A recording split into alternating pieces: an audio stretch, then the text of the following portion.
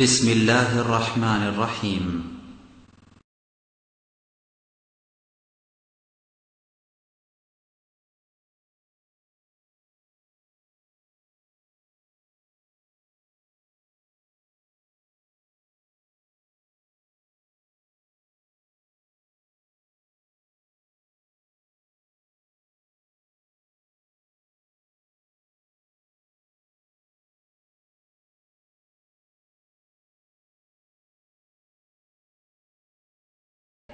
إن الحمد لله نحمده ونستعينه ونستغفره ونعوذ بالله من شرور أنفسنا ومن سيئات أعمالنا.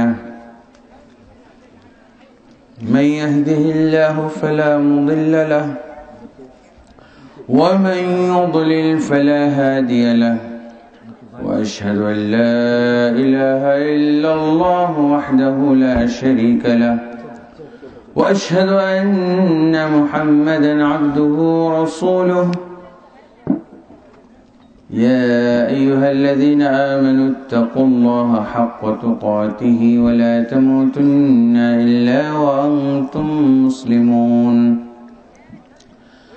يا أيها الناس اتقوا ربكم الذي خلقكم من نفس واحدة وخلق منها زوجها وبث منهما رجالا كثيرا ونساء، واتقوا الله الذي تساءلون به والأرحام، إن الله كان عليكم رقيبا. يا أيها الذين آمنوا اتقوا الله وقولوا قولا سديدا يصلح لكم أعمالكم ويغفر لكم ذنوبكم، ومن يطع الله ورسوله فقد فاز فوزا عظيما. أما بعد، فإن خير الحديث كتاب الله، وخير الهدي هدي محمد صلى الله عليه وسلم، وشر الأمور محدثاتها، وكل محدثة بدعة، وكل بدعة ضلالة، وكل ضلالة في النار. أما بعد، فأعوذ بالله من الشيطان الرجيم. إن الدين عند الله الإسلام. وقال سبحانه: ومن يبتغ غير الإسلام دينا فلن يقبل منه وهو في الآخرة من الخاسرين.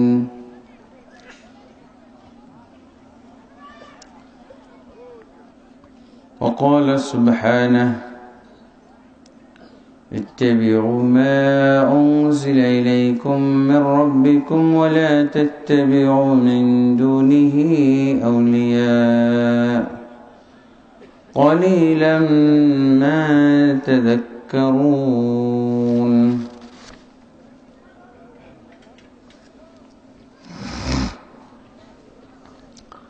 وقال النبي صلى الله عليه وسلم: بني الإسلام على 5: شهادة أن لا إله إلا الله وأن محمدا رسول الله، وإقام الصلاة وإيتاء الزكاة، وصوم رمضان، وحج بيت الله لمن استطاع إليه سبيلا. متفق عليه.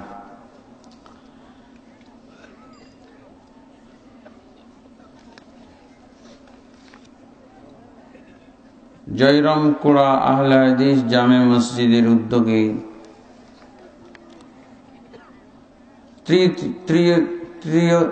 তৃতীয়তম বাৎসরিক ওয়াজ মাহফিলে সম্মানিত সভাপতি আমার শ্রদ্ধাভাজন জনাব ইয়াকুব আলী সাহেব, প্রধান অতিথি আলহাজ মোহাম্মদ সুরুজ মিয়া, চেয়ারম্যান 1 নং 1 নং ভুবনকুড়া ইউনিয়ন পরিষদ বিশেষ অতিথি আলহাজ রুহুল আমিন এবং অন্যান্য অতিথিবৃন্দ, অত্র এলাকার বিভিন্ন মসজিদ এবং মাদ্রাসার সাথে জড়িত আমার প্রাণপ্রিয় ওলামা, খুতাবা, আসাতেজায়ে কেরাম এবং বিভিন্ন পেশার সাথে জড়িত বিভিন্ন বয়সের বিভিন্ন পর্যায়ের আমার প্রাণপ্রিয় মুসলিম ভাই বন্ধুগণ, পর্দার আড়ালে মা ও বোনেরা, আসসালামু আলাইকুম ওয়া রাহমাতুল্লাহি ওয়া বারাকাতুহু। আল্লাহ তাবারক ওয়া তাআলার বারগাহে সর্বপ্রথম খুতবা মাসনুনার পর খুতবা মাসনুনার ভিতরে আল্লাহর প্রশংসা, তার তাওহীদের ঘোষণা, স্বীকৃতি এবং নবী মুহাম্মদ রাসূলুল্লাহ সাল্লাল্লাহু আলাইহি ওয়াসাল্লামের রিসালাতের সাক্ষ্য, অতঃপর তার প্রতি সংক্ষিপ্ত দুরূদ ও সালামের পর যারা এই মাহফিলের আয়োজন করেছেন তাদের জন্য আল্লাহ তাবারক ওয়া তাআলার বারগাহে দোয়া জানাই, আল্লাহ যেন তাদের সৎ মনোবাসনা পূর্ণ করেন এবং আল্লাহ তাবারক ওয়া তাআলা এই মাহফিলের ওসিলায় যেন তাদের জন্য জান্নাত ওয়াজিব করে দেন এবং জাহান্নামকে হারাম করে দেন। আল্লাহুম্মা আমিন। আমরা যারা এখানে একত্রিত হয়েছি, আজকের এই একত্রিত হওয়াকে এমনভাবে আল্লাহ তাবারক ওয়া তাআলা কবুল করেন যে জান্নাতেও যেন আমরা এভাবে একত্রিত হয়ে যেতে পারি। আজকের এই ইলম, আজকের এই আলোচনা, আজকের কোরআন এবং সুন্নাহর শিক্ষা আমাদেরকে যেন জান্নাতে একত্রিত করে দেয়। আল্লাহুম্মা আমিন। বন্ধুগণ, আমার আলোচনা শুরু করার পূর্বে আমি যে জিনিসটার প্রতি বেশি খুশি হয়েছি, আমাকে খুব ভালো লেগেছে, সেটা হলো আপনারা আজকের এই মাহফিলে এমন সব বক্তা দাওয়াত করেছেন যে যারা ইসলামের খাঁটি নির্ভেজাল কথাগুলো বলেন, মুসলমানদেরকে ঐক্যবদ্ধ করার কথা বলেন, কোরআন এবং সুন্নাহর খাঁটি এবং নির্ভুল কথাগুলো মানুষের কাছে তুলে ধরেন।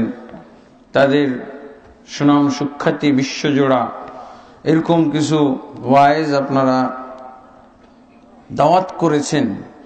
এটাই কিন্তু প্রমাণ করে যে আপনারা সত্যি এই এলাকায় মানুষের কাছে সঠিক ইসলামটা তুলে ধরতে চাচ্ছেন, নিজেরাও বুঝতে চাচ্ছেন এবং এলাকাবাসীর কাছে সঠিক ইসলামটাই আপনারা তুলে ধরতে চাচ্ছেন। এরপরে আরেকটা বিষয় আমাকে খুব পুলকিত করেছে, আনন্দিত করেছে, সেটা হলো আপনারা বক্তাদের বিষয় নির্ধারণ করে দিয়েছেন। এটা যারা ওয়াজ মাহফিলের আয়োজক তাদের একটা জ্ঞানের পরিচয়, তাদের সচেতনতার পরিচয়, তাদের আমানতদারিতার পরিচয়। আমি তাদের জন্য বিশেষ করে দোয়া করি এবং এই ময়মনসিংহ এলাকা শুধু নয়, সারা বাংলাদেশের ওয়াজ মাহফিলগুলোর চরিত্র বৈশিষ্ট্য যেন এরকম হয়, এই মাহফিল থেকে যেন শিক্ষা গ্রহণ করে সমস্ত মাহফিলগুলো। আজকে এই মাহফিলগুলো থেকে অত্যন্ত দুঃখ এবং বেদনার কথা যে আজকাল এই মাহফিলগুলো থেকে ইসলাম বিকৃতির ওয়াজ করা হচ্ছে। নাউজুবিল্লাহ। ইসলামকে নষ্ট করার, ধ্বংস করার ওয়াজ করা হচ্ছে এই মাহফিলে। ইসলামের নাম দিয়ে লোকজনকে ধোঁকা দেওয়া হচ্ছে, লোকজনের সাথে প্রতারণা করা হচ্ছে, ইসলামের নাম দিয়ে, কোরআন সুন্নাহর নাম দিয়ে, ওয়াজের নাম দিয়ে দিনের দোহাই দিয়ে সওয়াবের কথা বলে মানুষকে দলে দলে এই মাহফিল থেকে গুমরাহ করা হচ্ছে। নাউজুবিল্লাহ। প্রায় 99% মাহফিল এই চরিত্রের গুমরাহ করার জন্যই করা হয়। নাউজুবিল্লাহ। কিন্তু আপনারা একদিক দিয়ে দাওয়াত করেছেন সেই মদিনাতুর রাসূল সাল্লাল্লাহু আলাইহি ওয়াসাল্লাম, যেখানে ইসলাম নাজিল হয়েছে, যেখানে কোরআন নাজিল হয়েছে, যেখানে সুন্নাহ নাজিল হয়েছে, যেখানে হাদিস যেখান থেকে প্রচারিত হয়েছে, ইসলাম যেখান থেকে প্রচারিত হয়েছে, সেই জায়গা থেকে যারা ইসলাম শিখে এসেছে, সেই জায়গা থেকে যারা কোরআন সুন্নাহর জ্ঞান অর্জন করে এসেছে, এরকম আলেমদেরকে আপনারা দাওয়াত করেছেন। এটা বিরল। সব মাহফিলে এরকম আলেম আসে না, এরকম মাহফিলের দাওয়াত দেওয়া হয় না। আলহামদুলিল্লাহ, আপনাদেরকে ধন্যবাদ জানাই। এবং আমি মনে করি যে এই মাহফিল থেকে যেন সারা বাংলাদেশের মাহফিলের আয়োজকরা শিক্ষা গ্রহণ করে, তারা যেন এটাকে দৃষ্টান্ত এবং মডেল হিসেবে ব্যবহার করে। আল্লাহ তৌফিক দান করুন, আল্লাহুম্মা আমিন। আমার বিষয় দেওয়া হয়েছে, আলোচ্য বিষয় ইসলামের রুকুন সমূহ। কত উপকারী কথা। 3 ঘন্টা 4 ঘন্টা 2 ঘন্টা 2.5 ঘন্টা বক্তৃতা করে, ইসলামের কোনো ফায়দা নেই এতে। আমি মনে করি এইভাবে বিষয় নির্ধারণ করে দেওয়া উচিত এবং খোঁজ খবর নেওয়া উচিত। যেই বক্তাদেরকে বিষয় দেওয়া হবে, খোঁজ খবর নেবেন। ভাই আমি এটা পরামর্শ দিচ্ছি, ভাই আপনাকে মাহফিলে আমরা এই বিষয়ে আলোচনার জন্য অনুরোধ করছি, বিষয়টা লিখে নেন। আর কয়দিন পর পর যেমন আপনারা যোগাযোগ রাখছেন, যে এত তারিখে সভা মনে করিয়ে দিচ্ছেন, সাথে সাথে বিষয়টাও মনে করিয়ে দিবেন, বলবেন যে এই বিষয়ে প্রস্তুতি নিয়ে আসেন, এই বিষয়টা আমরা জানতে চাই, প্রস্তুতির কথাটাও মনে করিয়ে দিবেন। তার কারণ শুধু আপনারা বিষয় নির্ধারণ করলে হবে না। যারা আমাদের বাংলাদেশে বক্তা, পেশাদার বক্তা, যাদের বক্তৃতা শ্রোতারা মজা করে শোনে,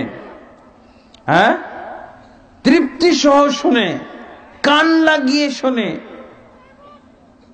এই সমস্ত বক্তারা বিষয়ের উপরে আলোচনা করতে পারে না। প্রায় 90% বক্তা, প্রায় 90% বক্তা বিষয়ের উপরে আলোচনা করার ক্ষমতা রাখে না। ফলে কি করে, ওকে যেই বিষয় দেন ওর কোনো পরোয়া নাই, ও তার জানাটাই বলে যাবে, তার জানাটাই ও বলে যাবে। আপনি দেখবেন খেয়াল করে, বিষয় দিয়ে দিয়েছেন ঠিকই, কিন্তু ও বিষয়ের পাশ কাটিয়ে গেছে, বিষয়ের সাথে কোনো সম্পর্ক নাই। সে তার অন্যান্য 10 জায়গায় যে আলোচনা করে এসেছে, এখানে ওই আলোচনায় চালিয়ে দিয়েছে। আর এই জন্য বলছি যে নির্দিষ্ট বিষয়ে দিয়ে দেওয়ার পর তাকে তালকিন করাইতে থাকবেন, মনে করাইতে থাকবেন, ভাই এই বিষয়ে আমরা আলোচনা শুনতে চাই, এই বিষয়টা এলাকার জনগণ জানতে চাই, বুঝতে চাই, আপনি এই বিষয়ে প্রস্তুতি নিয়ে আসবেন। কেন জানেন? একটা ঘটনা, অত্যন্ত বেদনাদায়ক একটা ঘটনা, বাস্তব ঘটনা। দিনাজপুর এলাকায় ভবানীপুর একটা থানার জন্য তারা, মানে এটা অবশ্য পার্বতীপুরের মধ্যে ভবানীপুর একটা জায়গা, বড় বাজার। ওরা ভবানীপুরকে থানার জন্য, থানা করার জন্য খুব দাবি করতেছিল সরকারের কাছে, থানা বানানো। তো ওইখানে সৈয়দপুর এলাকায়, সৈয়দপুরে জানেন আপনারা জানেন কিনা, সৈয়দপুরে অনেক শিয়া, শিয়া, মনে হয় শহরের অর্ধেক মানুষই শিয়া, বিহারি শিয়া, বুঝেছেন? তো ওই শিয়া সম্প্রদায়ের এক সন্তান ইরান থেকে পিএইচডি ডিগ্রি নিয়ে এসেছে, দিয়ে শিয়া মুফতি হয়ে এসেছে, শিয়া স্কলার হয়ে এসেছে। শিয়া দিয়ে কি করতেছে? শিয়া বানাইতেছে, আহলে হাদিসদেরকে শিয়া বানাইতেছে। কি আহলে হাদিস, কি হানাফি, সবাইকে ঢালাও ভাবে শিয়া বানানো শুরু করেছে, শিয়া বানাচ্ছে।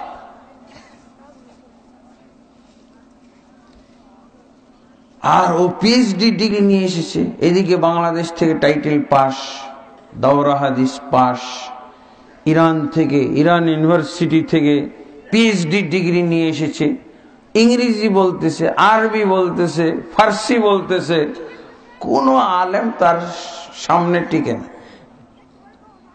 ও দেখে যে এ যদি আরবি জানে তো ওর সাথে ইংরেজি আর ফার্সি লাগাই দেয়, বুঝেছেন?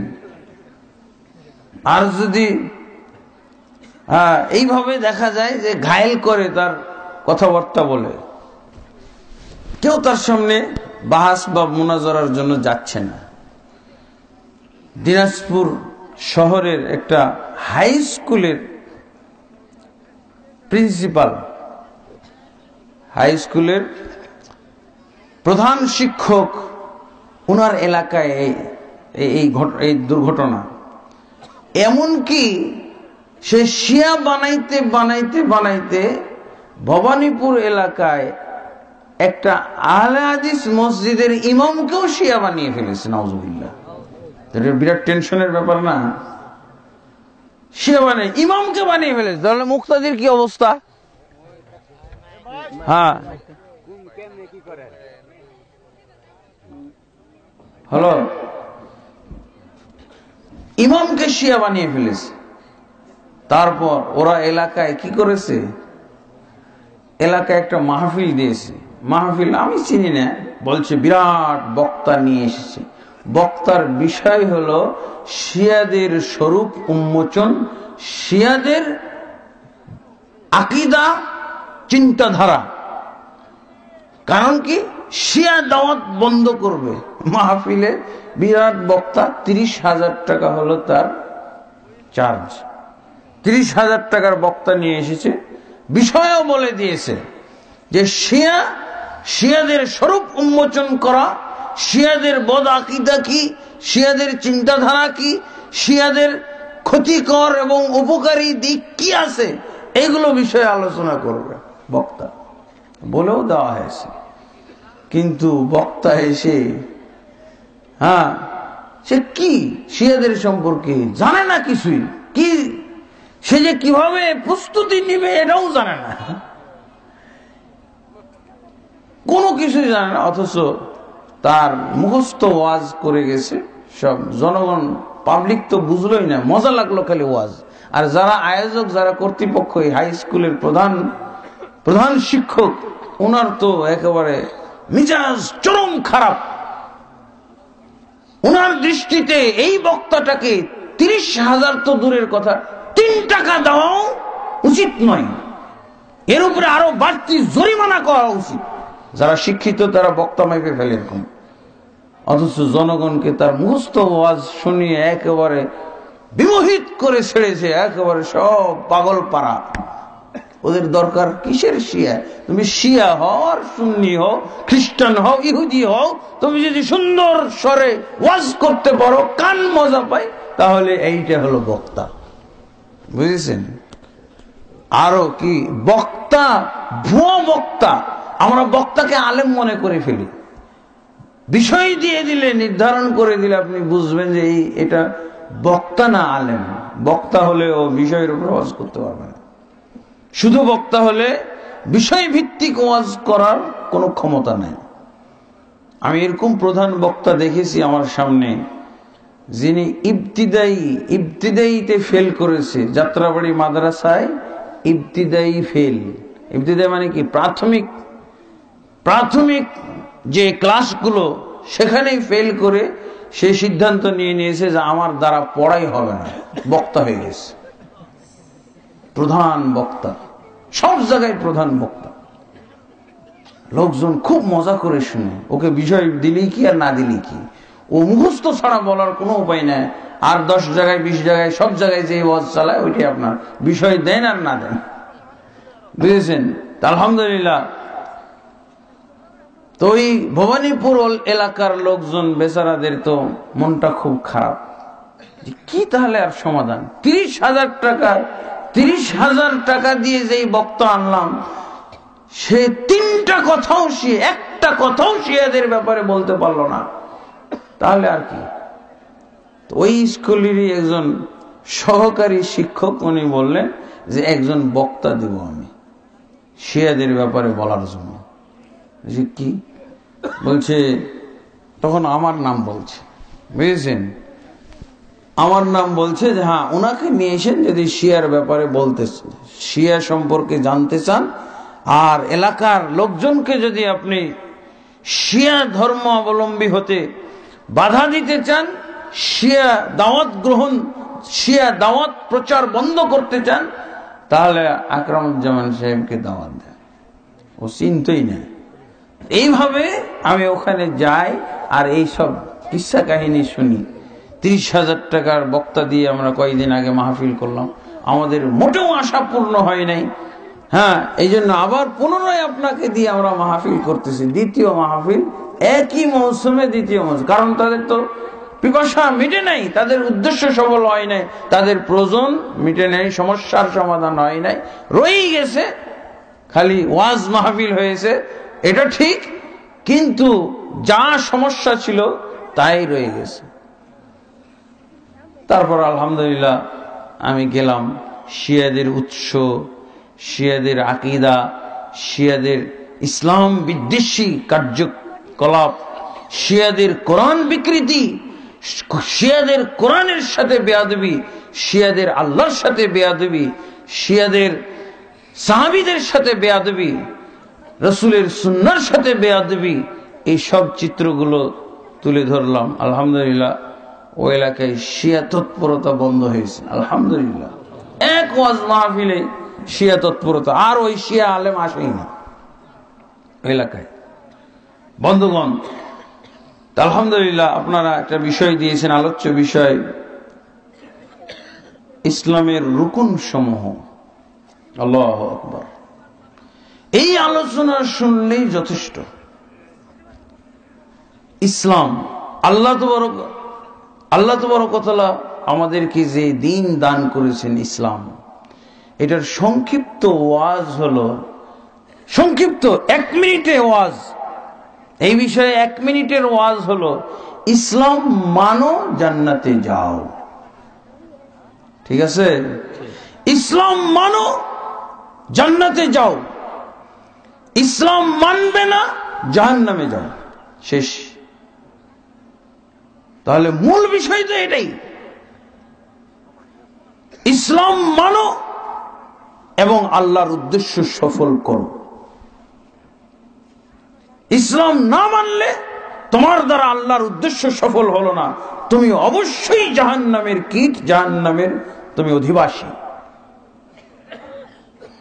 আল্লাহ একটা আশা উদ্দেশ্য নিয়ে কি বান্দাদেরকে সৃষ্টি করেননি? কিসের? ওয়ামা খালাকতুল জিন্না ওয়াল ইনসা ইল্লা লিয়াবুদুন।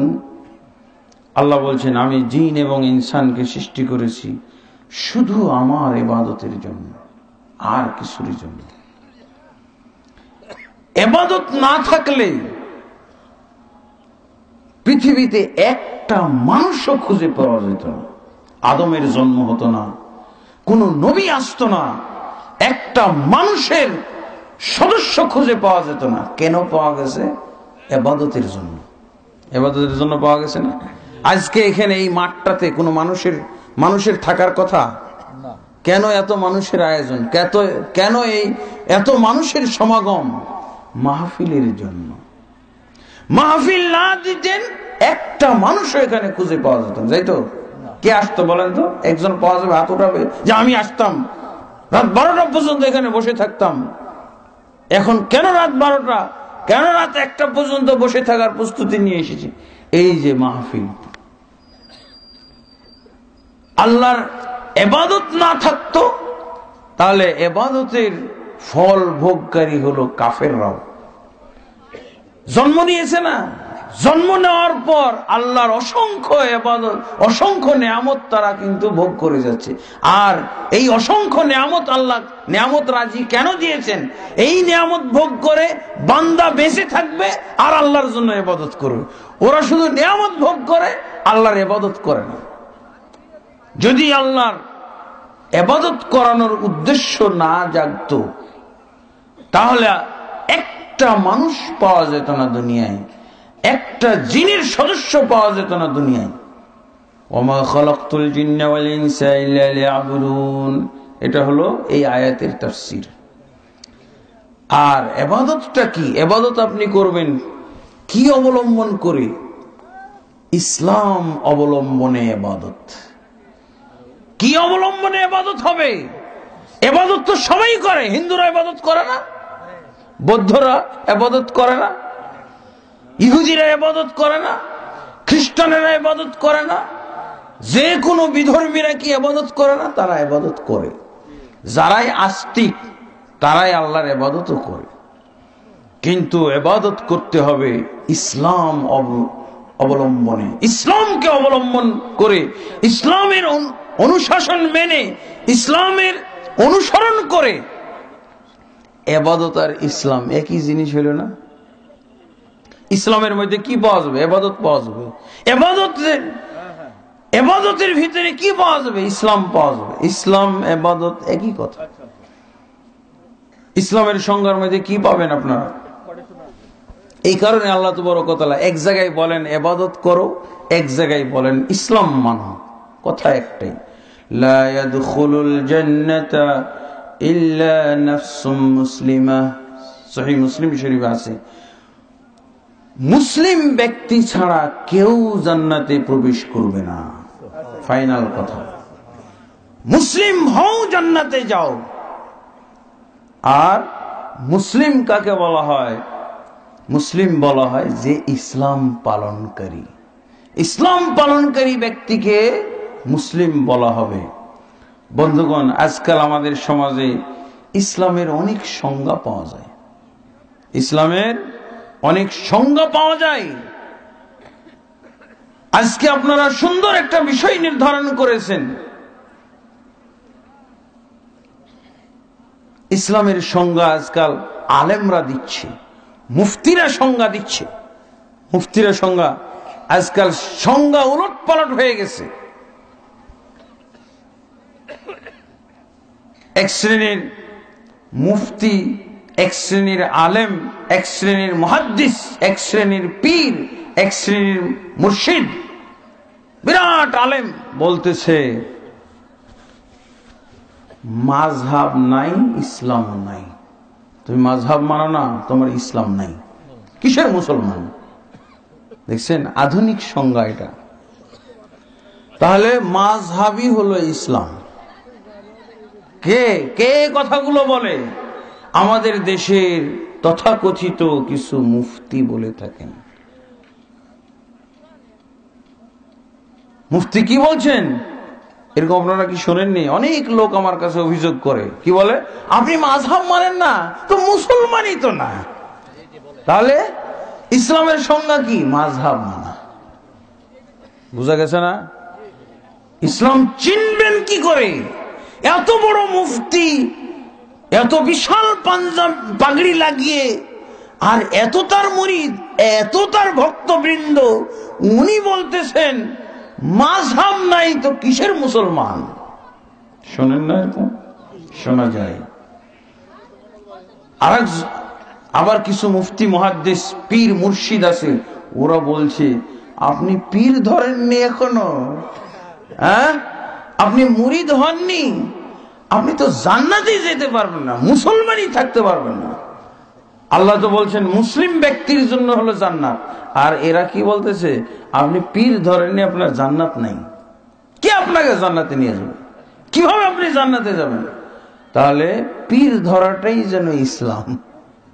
পীর ধরা, আপনি পীর ধরবেন আর ইসলামে থাকবেন আর জান্নাতে যাবেন, শেষ। বুঝেছেন তো? এগুলো হলো ইসলামের ক্ষেত্রে বিকৃতি। ইসলামের রুকুন মানে কি? ইসলামের সংজ্ঞা নির্ধারিত হয় রুকুন দিয়ে। আপনি ইসলামের রুকুন জানেন না, আপনি ইসলামের সংজ্ঞা নির্ধারণ করার ক্ষেত্রে রুকুন ব্যবহার করেন না, আপনার সংজ্ঞা ভুল, আপনার সংজ্ঞা গুমরাহি। ইসলামের নামে গুমরাহি চড়াচ্ছেন, নাউজুবিল্লাহ। আপনারা এই কথাগুলো শোনেন কি না? আপনি মুসল্লি হয়ে কোনো লাভ নাই, তাহাজ্জুদ পড়েও কোনো লাভ নাই। অনেক ওরস মাহফিল, ইসালে সব, লাখ লাখ ওখানে কি শ্রোতা, লাখ লাখ মানুষের ঢল, সেখানে প্রচার করা হয়, সেখানে মানুষজন পাগলের মতো ছুটে এসেছে। কেন? ভিড় না ধরলে জান্নাতে যাওয়া যাবে না। আজকে পীর সাহেব এসেছে, অতএব এই মাহফিলে যেতেই হবে মুরিদ হওয়ার জন্য। মুরিদ না হলে জান্নাতেই যাওয়া যাবে না। আপনি মুরিদ হননি, আবার কিসের মুসলমান? যে মুরিদ না ও মুসলমানই না। তার মানে কি? তার সংজ্ঞায় কি? সংজ্ঞার কোন ঠিক ঠিকানা পাওয়া যাচ্ছে? ভুল সংজ্ঞা চলছে। ইসলামের নামে ভুল সংজ্ঞা, এগুলো গুমরাহিমূলক সংজ্ঞা চলছে। আবার কিছু গরম সংজ্ঞা আছে, গরম সংজ্ঞা, ইসলামের গরম সংজ্ঞা। আপনি জিহাদ করেন কি? আপনি জিহাদ করেন? কিসের আপনি মুসলমান? জিহাদ নাই, আপনি জিহাদ করেন না, মুসলমানই তো না। কি খুবই ভালো সংজ্ঞা, গরম সংজ্ঞা। জিহাদ নাই, কিসের মুসলমান? নামাজ পড়ে কোনো লাভ নাই। নামাজ করে, যাকাত দিয়ে, হজ করে, সিয়াম পালন করে কোনো ফায়দা নাই। জিহাদ নাই, মুনাফিক হয়ে মারা যেতে হবে। বুঝেছেন?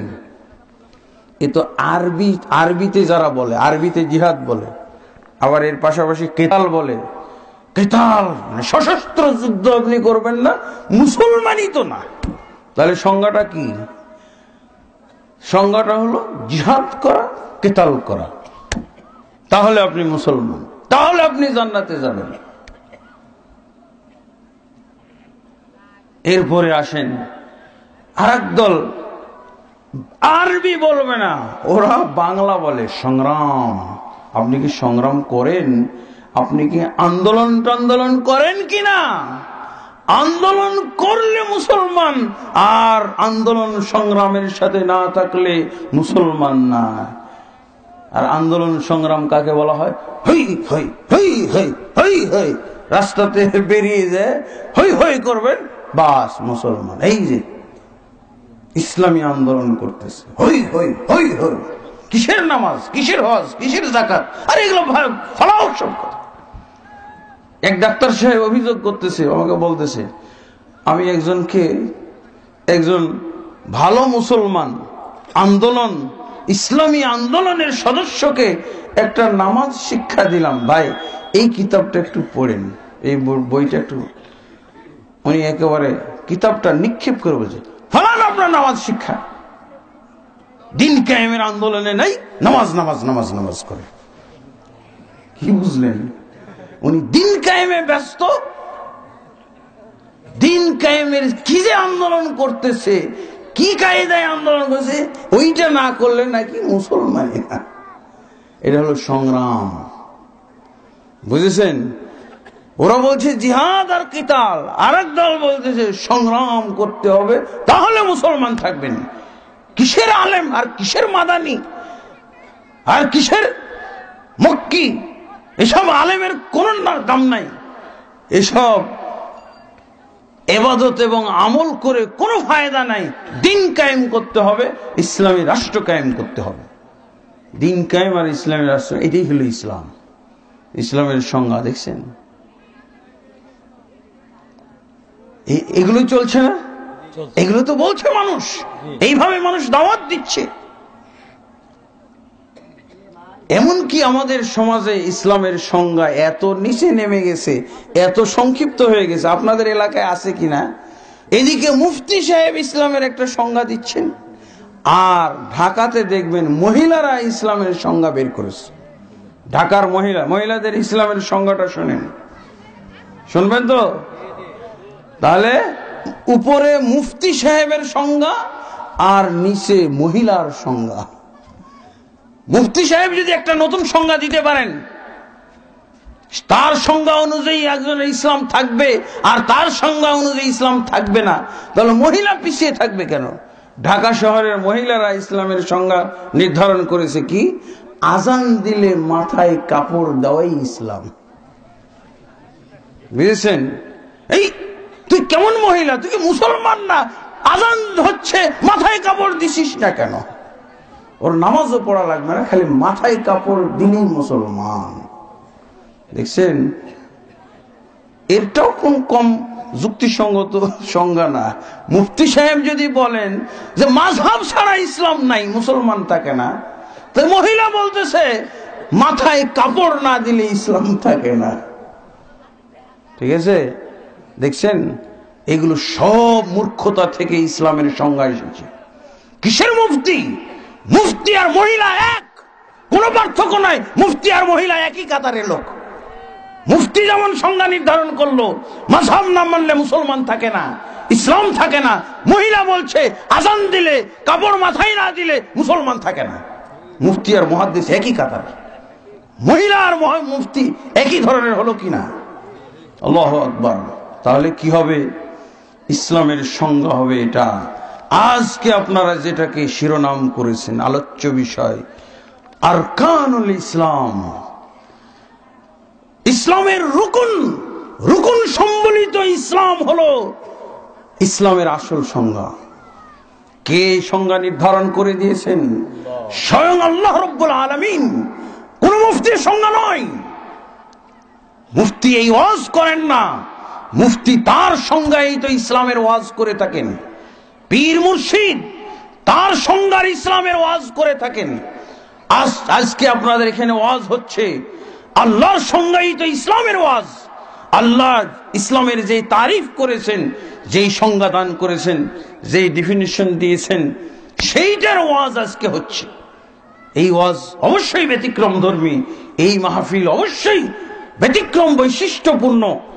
আল্লাহ আপনাদের এই মাহফিলকে কিয়ামত পর্যন্ত কবুল করে নেন।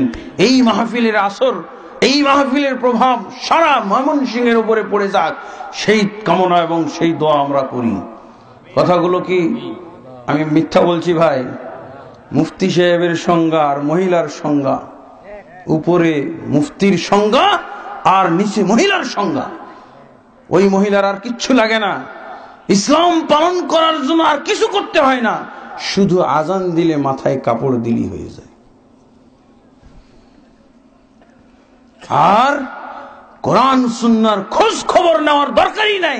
আপনি যদি মাযহাব মানেন, আপনি যদি তরিকা মানেন, আপনি যদি পীর ধরেন, শেষ। আর আপনার কিছু লাগবে না। কিছু সবক দেয় নাকি ওরা? আল্লাহ তাবারক ওয়া তাআলা যে ইসলামের কথা বলছেন, সেই ইসলাম কি? সূরা আলে ইমরানের মধ্যে আল্লাহ তাবারক ওয়া তাআলা ইসলাম সম্পর্কে বলছেন, ইন্নাদ-দীনা ইনদাল্লাহিল ইসলাম, নিশ্চয়ই আল্লাহর নিকটে মনোনীত দিন হলো ইসলাম। মনোনীত দিন মানে পছন্দনীয় গ্রহণযোগ্য দিন হলো একমাত্র ইসলাম। তাহলে অনেক ধর্ম থাকতে পারে, অনেক মতবাদ থাকতে পারে, অনেক ইজম থাকতে পারে, অনেক আদর্শ থাকতে পারে, কিন্তু আল্লাহ তাবারক ওয়া তাআলা কি বলছেন? শুধুমাত্র ইসলাম হলো আল্লাহর কাছে মনোনীত গ্রহণযোগ্য ধর্ম। এর তাফসীর কি? আর কোনটাই নয়। এটা হলো তাফসীর। আর কোন ধর্ম আল্লাহর পছন্দনীয় গ্রহণযোগ্য নয়। এটা তো হলো বক্তব্যের তাফসীর, বক্তৃতার তাফসীর, বক্তার তাফসীর। কিন্তু এই তাফসীর আল্লাহ তাবারক ওয়া তাআলা সূরা আলে ইমরানের 85 নম্বর আয়াতে নিজেই করে দিয়েছেন। ওয়া মান ইয়াবতাগি গায়রাল ইসলামি দীনান ফালান ইউকবালা মিনহু, যে ব্যক্তি ইসলাম বাদ দিয়ে অন্য কোন দিন, অন্য কোন ধর্ম তালাশ করবে, ফালান ইউকবালা মিনহু, কশ্চিনকালেও আল্লাহর কাছে তা গ্রহণযোগ্য হবে না। ওয়াহুয়া ফিল আখিরাতি মিনাল খাসিরিন, আর সে হবে পরকালে খাসির, ক্ষতিগ্রস্তদের অন্তর্ভুক্ত, চিরন্তন জাহান্নামী, চিরদিন জাহান্নামে থাকতে হবে, এই লোক হলো ক্ষতিগ্রস্ত। তাহলে ইসলাম ছাড়া অন্য কোন ধর্ম আল্লাহ মানেন? আল্লাহ তাহলে কি ধর্ম নিরপেক্ষ? হ্যাঁ, বোঝা যায়? আল্লাহ তাবারক ওয়া তাআলা কি বললেন? ইসলাম ছাড়া অন্য কোন ধর্মের পক্ষে আল্লাহ নাই, আছে? বুঝা গেল? কে বুঝবে এটা?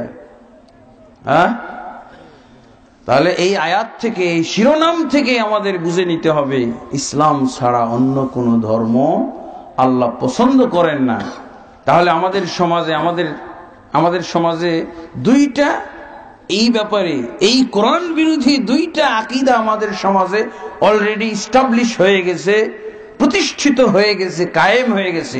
দুইটা আকীদা। এক নম্বর হলো, কেউ কেউ বলতেছেন, অনেক পণ্ডিত বলতেছেন, শিক্ষিত ব্যক্তি, আধুনিক শিক্ষায় শিক্ষিত ব্যক্তি, উচ্চ শিক্ষায় শিক্ষিত ব্যক্তি, তথাকথিত উচ্চ শিক্ষা, তারা কি বলছেন? সকল ধর্মই আল্লাহর, সকল ধর্মই আল্লাহর। কথাটা ঠিক? সকল ধর্মই আল্লাহর, এটা হলো কুফরি কথা, এটা হলো মুরতাদ হওয়ার কথা, এটা হলো কোরআন অস্বীকার করার কথা, কোরআনের প্রতি ঈমান প্রত্যাহার করার কথা, কোরআনের প্রতি ঈমান ক্ষুণ্ণ করার কথা। আল্লাহ বলছেন আল্লাহর কাছে একমাত্র মনোনীত পছন্দনীয় ধর্ম, গ্রহণযোগ্য ধর্ম হলো ইসলাম। তাহলে কিভাবে আমরা বলতে পারি সকল ধর্মই আল্লাহর? বলা যায়? বললে কি হয়? এই আয়াতের সাথে সরাসরি কুফরি করা হয়, সরাসরি আল্লাহর সাথে বিদ্রোহ করা হয়, আল্লাহ দ্রোহিতা করা হয়। স্পষ্ট না? একটা পাগলও তো বুঝবে কথাটা। আরেকটা হলো, যদি সকল ধর্মই আল্লাহর না হয়, শুধু ইসলাম ধর্ম, তাহলে ধর্ম নিরপেক্ষবাদ কোথা থেকে আসলো? এটা জিজ্ঞেস করা দরকার। মুসলমান কিভাবে তাহলে বলতে পারে আমি ধর্ম নিরপেক্ষ হইতে পারি? তাহলে আল্লাহ রাসূল সাল্লাল্লাহু আলাইহি ওয়াসাল্লামকে কেন মক্কাবাসীরা তাড়িয়ে দিল? যদি রাসূলুল্লাহ সাল্লাল্লাহু আলাইহি ওয়াসাল্লাম ধর্ম নিরপেক্ষ হইতেন, তাহলে মক্কাবাসীর কেন তাড়ানোর দরকার পড়লো? বলেন। আল্লাহ রাসূল সাল্লাল্লাহু আলাইহি ওয়াসাল্লাম এটাই তো প্রস্তাব দিয়েছিল কাফেররা, বলছে মুহাম্মদ তুমি আমাদের ধর্ম পালন করো, আমরাও তোমার ধর্ম পালন করো। এটাই প্রস্তাব ছিল না? সূরা কাফিরুন নাজিল হওয়ার কি? কিন্তু আমাদের দেশের কিছু পণ্ডিতদের কাছে সূরা কাফিরুনের একটা আয়াত শুধু বহাল আছে, বাকি যেন রহিত হয়ে গেছে, মুছে গেছে। ওদের কোরআনে সূরা কাফিরুনের একটা আয়াতই খালি আছে। কি আছে?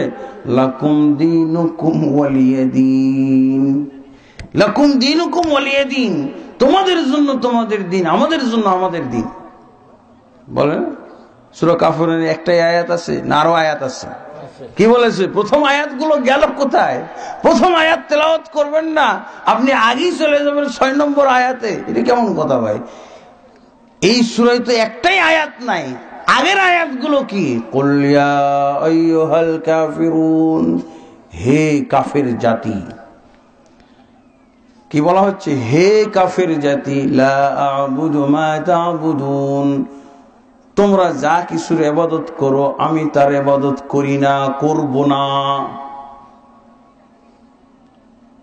ওয়ালা আনতুম আ'বিদুনা মা আ'বুদ, আমি যার ইবাদত করি তোমরা তার ইবাদত করো না। এগুলো আয়াত আছে না? তা কিভাবে আমি পাইলাম? যদি লাকুম দীনুকুম ওয়ালিয়াদিন যদি এই একটা আয়াত থাকে, তো এই আয়াতের অর্থ হলো মুহাম্মদ মক্কায় থাক। এই আয়াতের অর্থ এটা না, মুহাম্মদও থাকবে, আবু লাহাবও থাকবে, আবু জাহালও, সবার সমান অধিকার মক্কায় থাকার।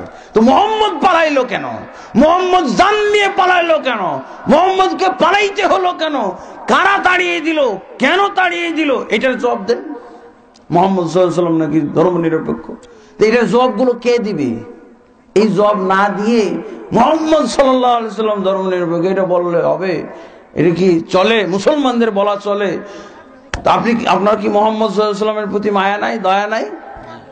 হ্যাঁ, মুহাম্মদ সাল্লাল্লাহু আলাইহি সাল্লামকে কেন 100 জন যুবক লাগিয়ে হত্যার ঘোষণা দেওয়া হলো? যে হত্যা করতে পারবে সে 100 উট পুরস্কার পাবে। কেন এই ঘোষণা দেওয়া হলো এটা বলেন। এগুলোর জবাব কে দিবে? লাকুম দীনুকুম ওয়ালিয়া দীন ওয়ালারা দিতে পারবে? কোনদিন এগুলোর জবাব দেয়? এসব প্রশ্ন যে আসে, প্রশ্নগুলো কখনো প্রকাশ করে? হ্যাঁ, মুহাম্মদ সাল্লাল্লাহু আলাইহি ওয়াসাল্লাম কেন থাকতে পারলেন না মক্কায়? ধর্মনিরপেক্ষতার অর্থ হলো আবু লাহাবও থাকবে, আর আবু জাহালও থাকবে, মুহাম্মদও থাকবে, আবু বকরও থাকবে। কেন থাকতে পারল না মুহাম্মদ সাল্লাল্লাহু আলাইহি ওয়াসাল্লাম? শূন্য করে দেওয়া হচ্ছিল। মক্কা নগরীকে মুসলমান শূন্য করা হয়েছে। একটা মুসলমানও এক সময় ছিল না। এই ভাইদেরকে কে তথ্য জানাবে? এক সময় মক্কাতে একজন আল্লাহওয়ালা, একজন দিনদার, একজনও মুসলমান থাকতে পারে নাই। একেবারে মক্কা নগরী রাসূলের যুগে, রাসূল জীবদ্দশায়, রাসূল বেঁচে আছেন, রাসূল সাল্লাল্লাহু আলাইহি ওয়াসাল্লাম তাড়িয়ে দিয়ে আর কাউকে খাতির করবে ওরা? মুহাম্মদকে যারা তাড়িয়ে দিল তারা আর কাকে রাখবে বলেন?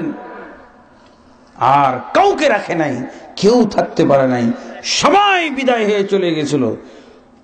যেদিন মক্কা বিজয় হয় তার আগের দিন মক্কা শহর 100% কাফের নগরী, 100% কাফের ছিল।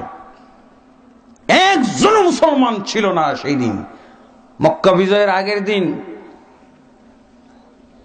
ওই মুসলমান যারা ধোঁকা খাওয়া মুসলমান, বোকা হওয়া মুসলমানদেরকে বলছি, কেন হলো তাহলে? মক্কা বিজয়ের আগের দিন মক্কাতে একজনও মুসলমান পাওয়া যায় না। কেন? মুহাম্মদকে তাড়িয়ে দেওয়া হলো কেন? মক্কা কাফের শূন্য, মুসলমান শূন্য হয়ে গেল কেন? আর পরের দিন, মক্কা বিজয়ের আগের দিন আর পরের দিন ডিফারেন্স কত? মাত্র একদিন। মক্কা বিজয়ের দিন মক্কা শহরে একজনও কাফের ছিল না। আল্লাহু আকবার। একজনও কাফের খুঁজে পাওয়া যায় না মক্কায়। তাহলে নিরপেক্ষতার দলিলটা কোথায় আপনার? ধর্মনিরপেক্ষতা আমি বলছি না আপনি রাজনীতির নামে কি করবেন না করবেন, আমি ইসলামের কথা বলছি। আমি মুসলিম বাচ্চা, আমি মুসলমানের সন্তান হিসেবে আমাকে কি বলতে হবে, কি মুসলমানদেরকে জানাইতে হবে, সেই দায়িত্ব অনুভূতি থেকে এই কথাগুলো বলছি। আপনি ইতিহাস দেখেন কেন এরকম হলো। আল্লাহ রাসূল সাল্লাল্লাহু আলাইহি ওয়াসাল্লাম ঘোষণা দিয়ে দিলেন যে মসজিদের মধ্যে, মসজিদুল হারামে আশ্রয় নেবে সে বেঁচে যাবে। যে আবু সুফিয়ানের বাড়িতে আশ্রয় নেবে তার রক্ষা আছে। যে শাহাদাত ঘোষণা করবে আশহাদু আল্লা ইলাহা ইল্লাল্লাহ ওয়া আন্না মুহাম্মাদুর রাসূলুল্লাহ, তার জন্য নিরাপত্তা আছে। বাকিদের কি অবস্থা? সবাই তারা মসজিদে ঢুকে গেল।